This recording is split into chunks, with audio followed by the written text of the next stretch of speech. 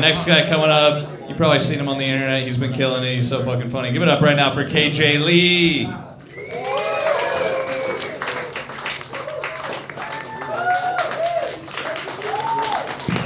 There we go. Wake on up. Wake on up. How you guys doing? We all right tonight? All right. So I'm just going to vent to you guys a little bit Saturday night. Fuck it. We're going to get real close. Start off by saying I'm a sensitive guy, and it's hard to explain that shit to women without them thinking you gay, you know? Because first things first, I had a cat, right? It's not that big a deal. You guys, it's not weird to you, but I'm gonna let y'all know. Black women, you have a cat and they just show up at your house and not know you have a cat, treat you like you got a pet fucking raccoon. They walk in your house and act, what the fuck is that? Oh my, what is that? Why is it in your house? You're like, it's a pet. What are you talking about? So I had to start hiding them. I had to literally start hiding the fact that I had a cat. You didn't know I had a cat until we had had sex multiple times. You know, you had to really like me. The only way you caught me is if you walked past a certain closet and seen that paw coming up from the bottom. Don't let me walk by and see that shit. Like, sit your ass in the closet. You're gonna get out in a little bit, relax. But I just ended up with him. You know, you don't go buy a cat. It's not like a dog. You don't have breeds. You just, like, a cat chooses you. Like, this nigga just showed up one day and I don't know, he was just like, hey. And he never left. So I was like, I ain't tripping. Basically, he was my next door neighbor's cat. She was like, I guess too much hair. I was about to get rid of him. Do you want him? And he was like, please, Pete, please don't send me back to jail. And so I kept him, and she told me, she was like, it's all right. I got him from an old white man. He's 13, so you ain't even gonna have to have him that long. And I was like, oh, bet. 13, I ain't even tripping. Let him ride out over here. I'm not tripping. I was single at the time. It was good. This motherfucker lasted 10 years. I had no plans for this nigga to be a part of my life like he was. Like, we went through shit together. Like, I had been through in relationships, been broke out, kicked out the house. He was brought out in a crate, sat on the fucking... This nigga been put out the house with me. Like, we had been through some shit.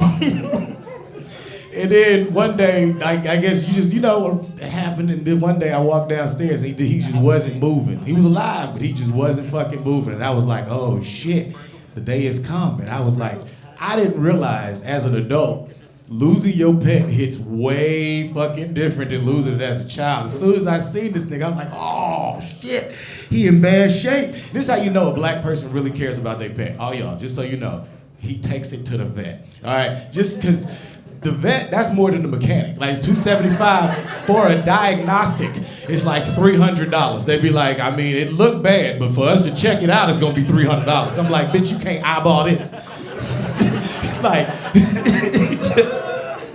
you'd be hurt, and you're like, what the fuck? And like he just said, you gotta pay these people to kill your fucking animal, and it's messed up because I didn't expect for it to hit me like it did. Like, I was sad and I was messed up, and I went here and I'm literally negotiating, because you can tell the first, I went to 2 vets. This is how bad, I got a second opinion on a dying cat. I was in bad shape, so I went to the first doctor, and it was crazy because she saw him and she was just like, well, how old is he? I was like, he about 22, 23. She's like, sir. It's like, you know what, bitch, give me my cat. We leaving. I don't need this shit, because you just the judgment. Well, give me the fucking cat. You ain't even got no accent, bitch. You're not a real doctor. I was just mad. I was like, I need a doctor with an accent. I want my doctor to be the child of an immigrant. And my doctor to earned this shit. So I took him to an Indian doctor. She was like, I'm sorry, Mr. Lee, Mufasa's in bad shape. I was like, oh, fuck. I had to go ahead and pay her to put him down. And this one got crazy, because as soon as I had to pay her, that's when I just started I couldn't hold her. You ever cry from your stomach? Like, it's when you're trying to hold her. And I'm with my girlfriend, right? Didn't do a good job. She didn't do well at all. I'll let y'all know. She wasn't prepared for this shit either. So, and I'm sitting here crying, and she's like, I'm gonna go get the car, because I can't sit here and watch this shit. And as I messed up, I'm like walking out, and as I'm walking out the room and going back to the car, like I'm whimpering, my face messed up, and I called my mom, and my mom was like, well, damn, boy, what you want the cat to have, 10 lives? I hung up on my mom.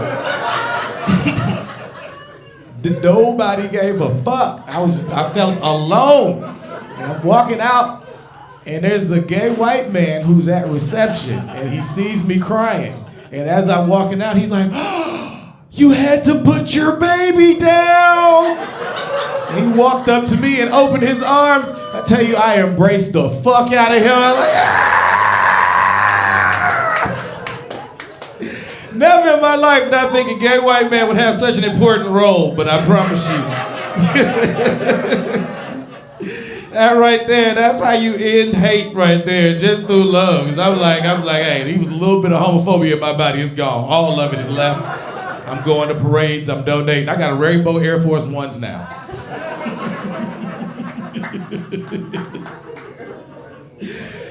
Yep, so that was one way I realized that I'm a sensitive man, because I was messed up about that. That shit had me depressed. Then I've had some other friends lose their pets since then, and they was messed up. Y'all all right? It's a bug? Oh, you got the Rainbow Air Force Ones on? See? I'm gonna have to get a pair. He said she's not homophobic. I know. I can usually eyeball homophobia in Atlanta. Has a look.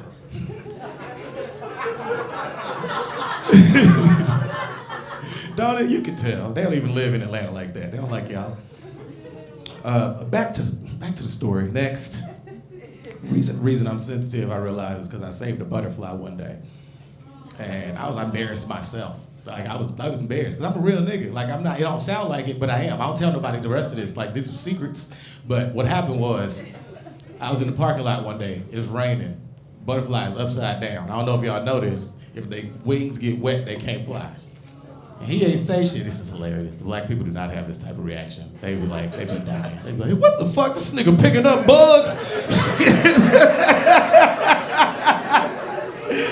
Like, oh, okay, that's such a sweet reaction. Okay. But it's fucked up because I felt crazy. I'm like, I'm really about to pick up a fucking butterfly. But he's sitting here wiggling and shit. I was like, all right, let me help you out. And I put my finger down and he grabbed my hand and I took him over to a leaf. And as I put him on the leaf, like he turned around, like we locked eyes for a second. It was almost like he could talk to me. And it's like for a second, he just looked at me and he was just like, faggot, and flew off. And flew off. Oh, I gotta get better. I can't be doing this shit. Okay. I'm gonna keep that one too. Next. I got robbed at gunpoint and that shit hurt my feelings. That was another one. Anybody here ever robbed at gunpoint? There you go. At least you. I can see you. One of us. You was in the wrong neighborhood, huh? They caught you slipping. Yeah. That's how it happens.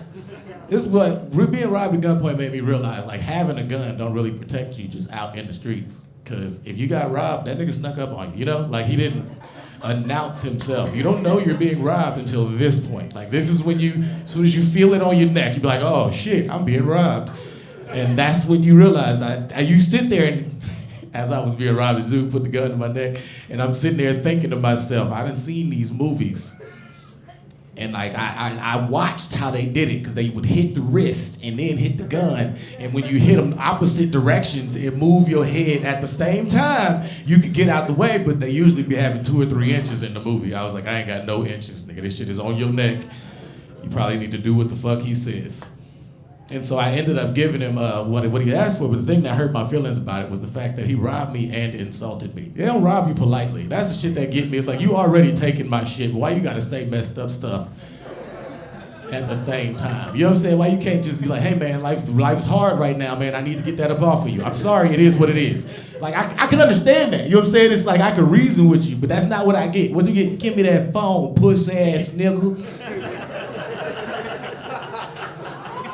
I'm gonna give you the phone. Was that necessary? You know what I'm saying? Like you had the gun. Like, you didn't have to be like that to get the. Take it.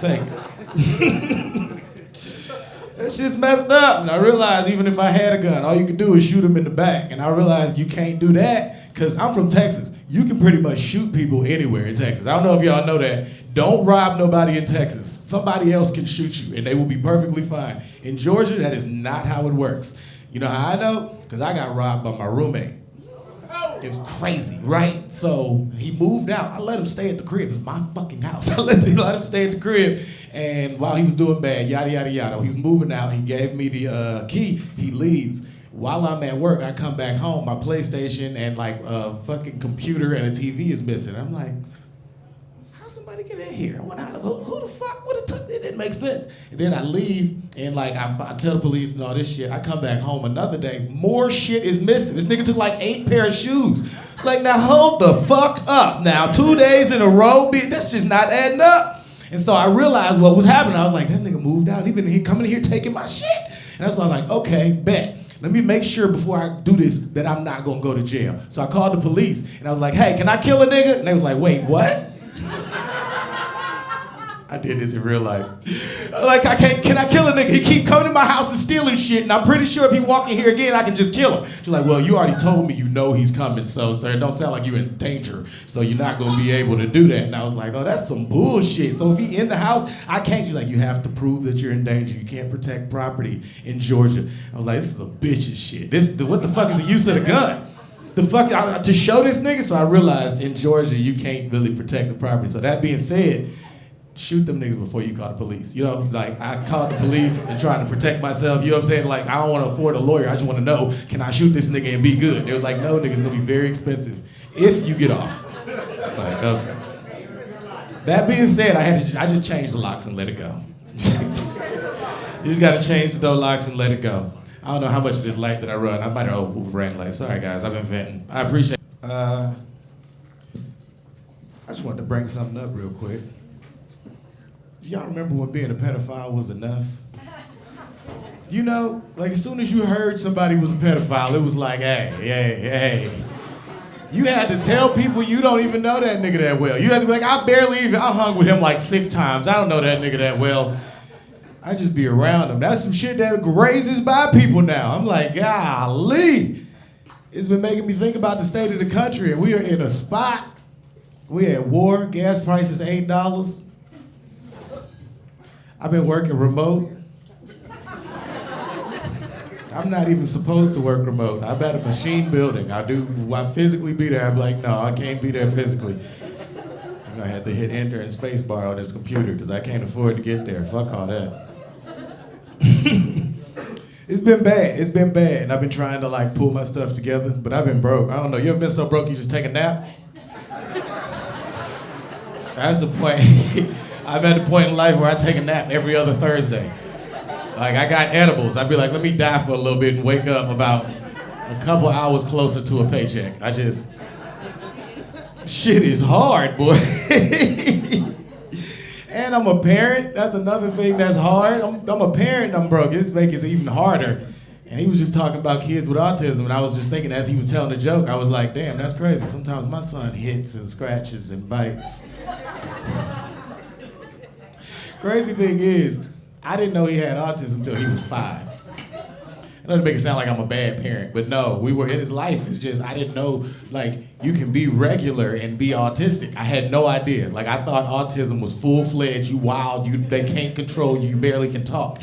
But no, this dude's regular, everything was normal, and it's not until he went to school that he started beating the shit out of people. And I was like, okay, this is weird. And we went to 3 schools. That's the thing, 3 schools. Rarely do you get put out of 2 schools as a child, so I decided to tried some experimental shit. So the first school we put him in was real highfalutin. I paid a lot of money to get him into this school. He was paying like $3 grand a month, and they put him out fast. They was like, sir, you already know.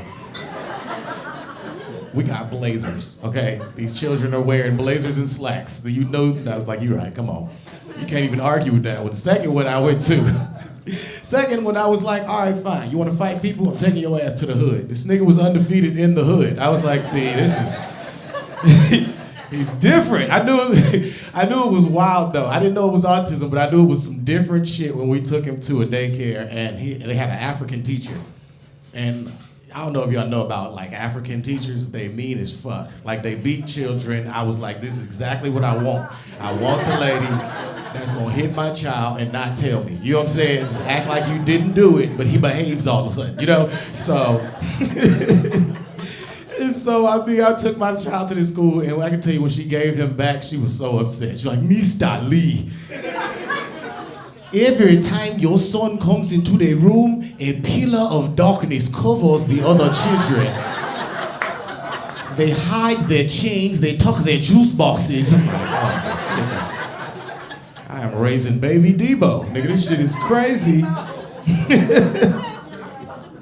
We got it together though. You guys probably won't be surprised to hear, but I had to take him to a white school. I had to take him to like the good high quality white school and explain the situation. I was like, yo, we need help. And I promise, this is why racists lose in life. Because I promise you, them white ladies was like, oh my goodness, we can help you out. She was like, they say he's throwing temper tantrums and beating people up. It sounds like autism. I was like, autism? Nah, all you gotta do is whoop him and he gonna be good. She's like, oh my God, sir! She grabbed my child and pulled him back all fast. And she said, have you been beating this child? I was like, yeah, just a little bit though. And wiggle him out that shit, I promise you. Like, your son is searching, your son has ADHD. I was like, I ain't never even heard that. That sounds like a TV. The fuck are you talking about? But apparently autism and ADHD blended up together, and that's what we got. Because I realize it makes sense though, because something ain't right with me. You know, so I know, you know when you like, I struggle to do certain shit. Like, I mean, I gotta smoke weed on my lunch break, you know? And it's one of them things where when I don't have weed for the lunch break, I literally be about to quit, like every time. And I don't realize why, but this is some bullshit. I start putting all type of shit together. Computer systems moving slow, because these bitches got AI in the back of the fucking servers. So now our shit not working because we teaching the computers to steal our fucking jobs. This shit's stupid as fuck. And I smoke a blunt and I be like, man, just go get your check and relax. Just get your check and fucking chill. And I realized, hey, they say weed don't help, but I promise you it does. And that's how I know something ain't right. Because I be looking at my coworkers and be like, y'all not smoking. Y'all just doing this shit every day. And good at it. Okay, maybe it's just me. I gotta dumb myself down to sit here and know that my job is being stolen by a fucking computer. I'm teaching it. I'm teaching it to do my job. A lot of y'all are too, you don't know sometimes. Yeah, if your job has a computer attached to it, they about to cut that bitch in half. You better be the top dog at that motherfucker, I'm telling you, because that's how it worked. They'd be like, all right, we just bought the computers. We got 17 employees, all right? Top 7 we keeping, other 10, fuck it. And they let people go, and it's really fucked up, like smart ass people. You ever be at a job and they let somebody smarter than you go? Boy, that shit gets you scared as fuck. That's some scary shit. Like, they fired Brian? Oh, fuck. God, Brian was a software developer with sales experience. I know I'm getting fired. That's when I start stealing. I don't know. As soon as she stop adding up, I'd be like, man, I'm about to get 50 keyboards out this bitch. Oh, and I'm about to start flipping mouses and mice and shit on the goddamn Facebook Marketplace. I'm eating somehow. You gotta do the math. You gotta do the math. Okay. Now that we're comfortable. I make videos on the internet, so it causes for me to look out and see a lot of the stuff on the internet. I'm actually 36, so I'm too old to watch and be into some of the fucking loops that I'm in on the internet. But I'm in there because that's what the fuck I gotta do to like get trending stuff. And so I've noticed there's a trend of the new feminists beating men. I don't know if y'all know that. It's a trend. A couple of y'all see that. Yeah, it goes viral. It was like who are the women that beat men? And it'd be a bunch of women like, me, I do. And as a man who's been hit by 4 women, I don't like it. I don't fucking like it. Like, nobody takes it seriously. I got hit by a woman in high school. I told my mom. She said, cheaters get hit. When you cheat, bitches hit you. That's just what it is. It's a good lesson to learn early in life. I was like, oh my goodness. My mother doesn't care. So as a solution, I realized like I don't hit women, but what I do is Like, I personally never would hit a woman, but I hang around a man that do. You know? Like, I'd be like, I would never put my hands on you if anything happens, even if you put your hands on me. But if you do put your hands on me, they gonna have to peel this nigga off of you. Like, SWAT team gonna have to use a pry bar to get this nigga off of you. So it'd probably be best if nobody touches anybody. All right, you guys, I appreciate y'all. My name is KJ Lee. Y'all give it up for the rest of the comedians and your hosts.